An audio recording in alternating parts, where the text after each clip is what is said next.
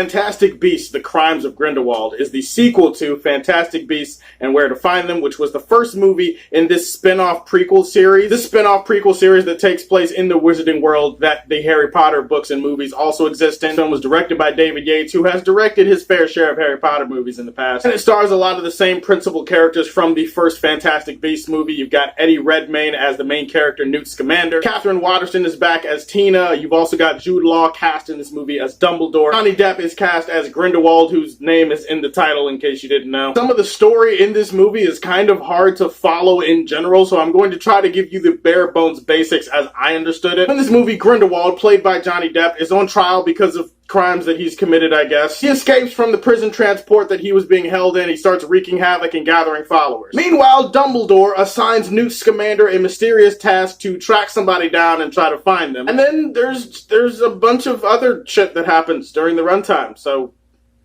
that's all I got. Everybody who knows me knows I'm a positive person, and I like to start with the positives in a movie. So let's start with the positives, because there are a few to find in this movie. For starters, I like Eddie Redmayne as Newt Scamander. I liked him in the first Fantastic Beasts movie. I liked him again in here. His performance is really good. He's a likable, lovable character. You really like him. You like his passion for the magical beast that he carries around. Gotta give Eddie Redmayne that credit for bringing that character to life and actually making me give a shit about him 2 movies into this franchise. I'll also say that the musical score, composed by, I think, James Newt Howard or Norton Howard or somebody like, I can't remember their name off the top of my head, but they had a fantastic musical score for this movie. The musical score at times in this movie is enthralling and euphoric, especially towards the end of the movie when some shit starts going down. The movie is directed really well by David Yates. Visually, the movie looks like eggs on a tip, but you probably figured that it would be like that. It really goes to show you how in 2018, how far we have come with the CGI and special effects over the years, because a lot of that shit in this movie was really great to look at. It's a beautiful, gorgeous looking movie. Oh, and Jude Law, I feel like I should single out Jude Law. He's fantastic casting as Dumbledore. He is not in the movie that much, but I can't criticize the casting choice itself. Jude Law was great as Dumbledore. He makes you want to see more of him as Dumbledore going forward. Same thing goes for Johnny Depp. I feel like he was okay given the material that he was given. Now, I want you guys to keep in mind that I am a massive, massive Harry Potter fan, okay? I've read all the books back to back to back. I've seen all the movies over and over and over again. I'm a huge fan who is very knowledgeable and passionate about the lore that J.K. Rowling created all of those years ago.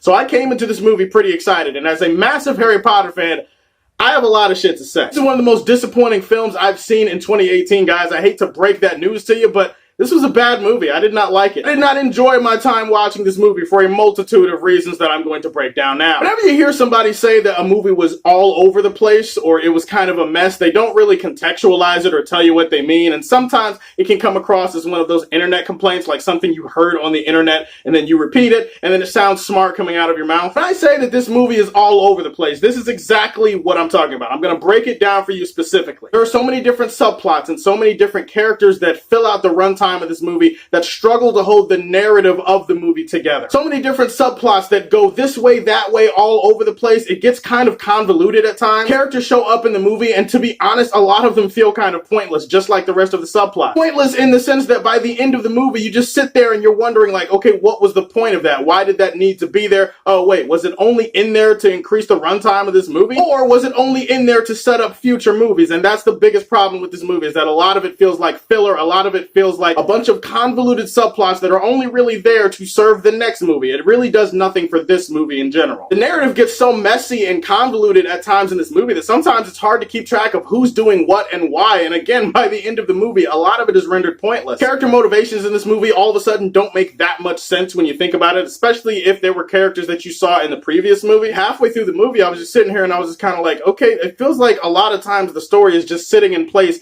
waiting for another one of these subplots to come rolling around so that we can get latched onto that and get pulled off in another direction. Okay, but putting all of that aside, yeah, it's boring, yeah, it's messy, yeah, it's kind of convoluted in some places, and yeah, the characters aren't as compelling or as interesting, or at least they don't have as much of a compelling or interesting reason to be here as you would think they would in a story like this. Putting all of that aside, they also do some different changes and tweaks to the lore where they add some things that, I'll be honest, I don't really know why it was added. I don't really know what it adds to the film. I don't really know what what it adds to the lore. In fact, in some respects, it takes away from the lore and it makes certain things that seemed special or seemed cool before all of a sudden not make that much sense. Guys, I'm all good with changes. Changes are okay if it adds to the lore or if it creates something interesting. I'll give you a perfect example. In Rogue One, we finally found out why the Death Star had that specific weakness. Like, that was a plot hole that was complained about for years, but in Rogue One, we finally get the answer. There was somebody who was working on a Death Star who built in a weakness for the Death Star so that one day it could be destroyed. That makes sense. That's a great change to the lore that fixes a plot hole that people had with Star Wars for years. In this one, these are the changes that somehow they make to the original Harry Potter canon that actually creates plot holes. It doesn't fix them. As a result, by the end of the movie, I was just sitting there frustrated and confused at what the fuck I just watched. Zoe Kravitz is in this movie. She has one of the most convoluted backstories that I've seen in a movie this year. Credence from the previous movie, played by Ezra Miller, is back in this movie. He really doesn't do much more to make you care about him in this film. He feels like a MacGuffin with a frown. Even Tina, the Aura from the first film, only feels like she's in this movie to serve as a love interest for Newt. She doesn't actually have her own compelling story that she's following on her own. Grindelwald is in the movie, sure, but I don't really know why the movie is called The Crimes of Grindelwald. I mean, he doesn't really do that much in the movie, to be honest. I just left the theater really frustrated and disappointed. I'm very disappointed to have to inform you that, in my opinion, Fantastic Beasts 2 is without a doubt the worst Harry Potter movie that has ever been created. It's not an awful movie, but it's also not a good movie. It's more of a guilty pleasure. That's why I'm going to put this movie in Smallville. Alright guys, those are my thoughts on Fantastic Beasts 2. Tell me what your favorite Harry Potter movie or book of all time is. Please like and subscribe to the Superfan Show. Stay tuned for more videos, and as always, if you like what you see, tell me how you feel and stay tuned to hear more from the Man of Steel.